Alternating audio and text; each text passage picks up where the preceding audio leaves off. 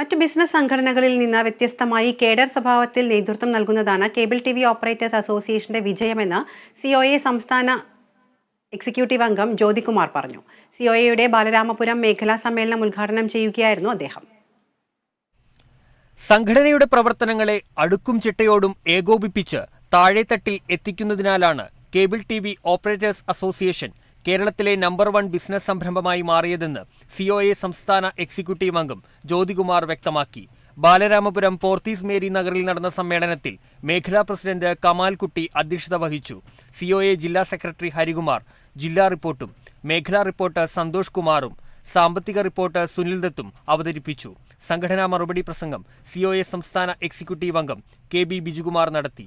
COA Thiruvananthapuram ജില്ലാ president വി.ഐ. Santhosh, സംസ്ഥാന committee അംഗം സതീഷ് കുമാർ, സിഡ്കോ ഡയറക്ടർ ബോർഡ് അംഗം സുധീഷ് ബൽരാജ്, സംഘടനാ നേതാക്കളായ ടി ജയകുമാർ, സുജിത് രാജ്, റുഫാസ് ജോസഫ്, എസ് സജു തുടങ്ങിയവർ സംസാരിച്ചു. തുടർന്ന് ബാലരാമപുരം മേഖലാ പ്രസിഡന്റായി സജുവിനെയും സെക്രട്ടറിയായി സന്തോഷ് കുമാറിനെയും ട്രഷററായി സുനിൽ ദത്ത് എന്നിവരെയും തെരഞ്ഞെടുത്തു. Joint secretary എസ്.കെ. വേണുഗോപാൽ സ്വാഗതം പറഞ്ഞു.